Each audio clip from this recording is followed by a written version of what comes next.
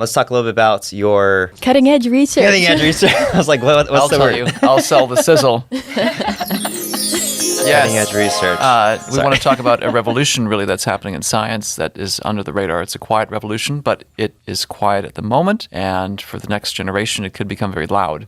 So evolutionists have set the conversation for so long. We're about to set a totally new one in ways that I never expected 15 years ago. So this is what's coming. All right, that's exciting. All right, I'm curious. Tell us more. Yeah. So I'd say, just to give a sense of, I didn't expect to be where I'm at. A book that's coming out spring, Lord willing, 2025, on a running title will be The Lost History of North America, Before the Pilgrims. I grew up knowing next to nothing about the pre-Columbian Americas, and it's creation science research that is opening doors I never thought we'd walk through. I don't think anyone thought we'd walk through on multiple angles, social angles, human interest angles, scientific angles. So just, I guess, to set the context, I knew growing up, because I grew up in a Christian home, grew up homeschooled, hearing Dwayne Gish, Henry Morris, Ken Ham. I knew what our opponents were saying about creation science. It's anti-science. I knew they say we don't make testable predictions. That's sort of the technical jargon. That's in the legal court decisions. So if you're wondering why am I going to public school, I'm not hearing about this 1987 court decision, 1982 federal court decision. That's why it's basically forbidden,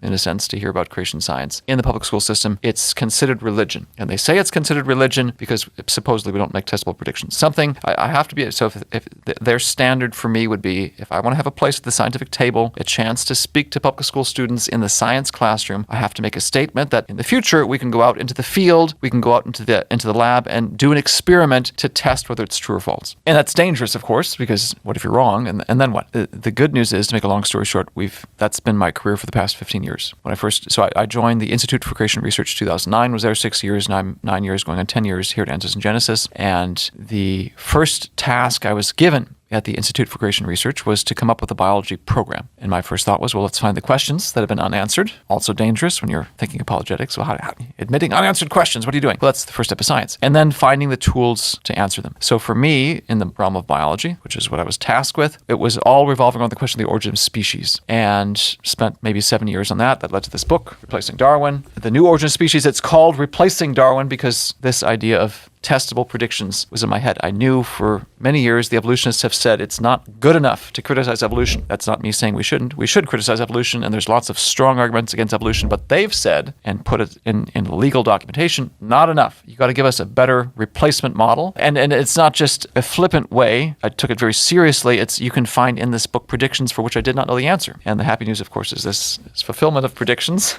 Part of this apologetic significance. One of the predictions I made, and what has been my focus in bringing back to that pre-Columbian Americas element. One of the focuses of my research, just because you go where the data are, that was a hard lesson of graduate school, is you can have the best ideas, best questions, but if you've got no tools to test it, you're stuck. So the annual research budget, or annual budget of the National Institutes of Health is $48 billion. Wow.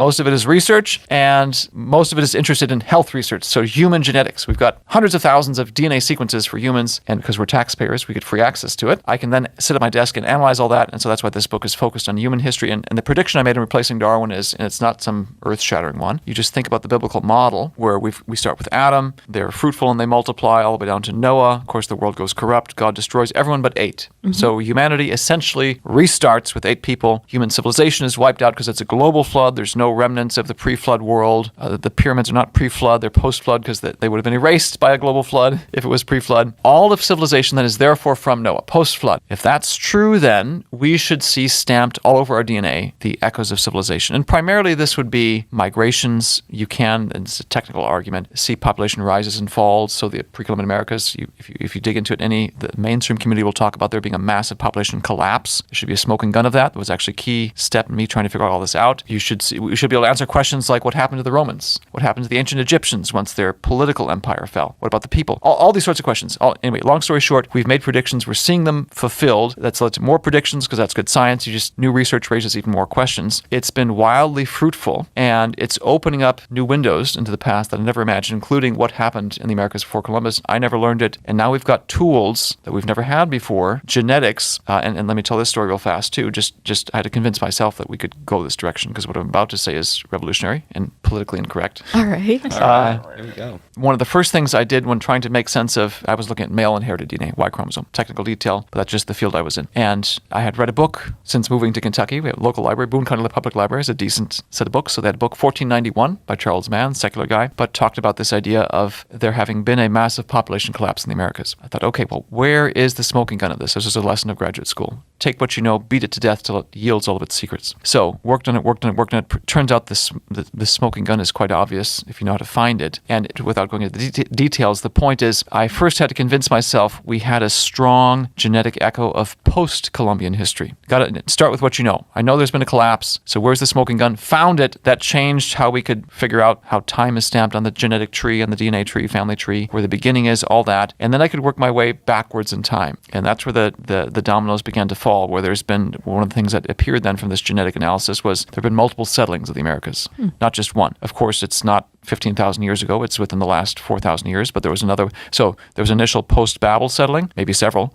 Genetically, I can see there was a settling right about the same time that the Huns went into Europe and overthrew the Roman Empire. There was a migration of Central Asians into the Americas and overthrew whoever was here before. There was another migration about the 900s of thousands, which again was another time of people moving in Central Asia. Most of us are probably descended from that Central Asian movement, which is a whole other story. And that's given rise to also the Algonquin peoples like the Delawares, the Blackfeet, the Cheyenne, the Arapaho, so many others. I think of Wisconsin. The Menominee would have been a Wisconsin tribe. That's where I grew up. So they would have been descended from that migration as well. And maybe the most revolutionary aspect of all this is I'm finding agreement between what I'm finding genetically and what the peoples themselves are saying. So I grew up, you all probably grew up the same way. If I said, name for me an indigenous account of where they came from, not taught that in school. And I think because most of the mainstream community treats it as mythological, or it's a bit condescending. Well, it's not written. Fine, I understand academic standards, but there was one document that was written, it seems, and it was rejected as mythological, as a fraudulent, as a forgery. And so there's been this long-standing marginalization of what the peoples themselves have said where they came from. Lo and behold, genetics comes along within a young earth framework, and it starts confirming what they've said, even though it's oral. So again, I understand skepticism, but it's the young earth model that comes along and confirms what they've been saying, and in a sense returns value and dignity to them, and also opens up a whole new tool to understand the past. So now I can tell you empires that were here before, the names of the people, because the Indians said so, the Native Americans said so, but who overthrew them, and begin to reconstruct a history similar to what we learned for Europe. So it lifts it out of obscurity into mainstream in a sense, so much so now that I've got contacts in 30, 40 tribes, been invited to some of their meetings, talked to some of the elders, which again, not necessarily, they have an indigenous worldview, not a Christian one. There's many anti-Christian elements to their current practice, but it's now the young earth worldview that is giving them value, giving them their history back in ways no one else has been able to before. So never anticipated this 15 years ago when I started in creation science, developed a biology program, but we followed the data where it led, and it's opened up this whole new vista into the past and looking forward to the future, all sorts of opportunities, people coming along now. There's so many more things now to being a creation scientist than just pushing back against evolution. I'm grateful for all that's been done. I still endorse all that. There's still some work to be done, but I feel like the evolutionists haven't really come up with anything new. Wow. Yeah. Darwin made his arguments. They've come up with new forms of it, but it's the same logic. We've refuted that, and now that we have the Bible to say, okay, what are the right answers? It's just gone forward by leaps and bounds, not because of anything special about me, but I'm like, it's almost like shooting fish in a barrel. You've got the Bible, and you can start picking off the answers one by one in rapid succession. So without a $48 billion budget, we can make remarkable progress, and there's so much room for people to join this. I heard the phrase growing up, it's an exciting time to be a creation scientist. It's even more exciting now, whether you're in history and science and biology and geology, the opportunities to understand and advance our knowledge about the world, to completely reverse the narrative about creationists being anti-science. I've monologued, I realize, but I'm excited about this. So That's awesome. Good. I like this. That's where we're at right now, and it is very exciting. It's hard, it's challenging. The educational system we talked about in the previous episode is very set against this, but there's so many cracks being blown wide open, rush through them.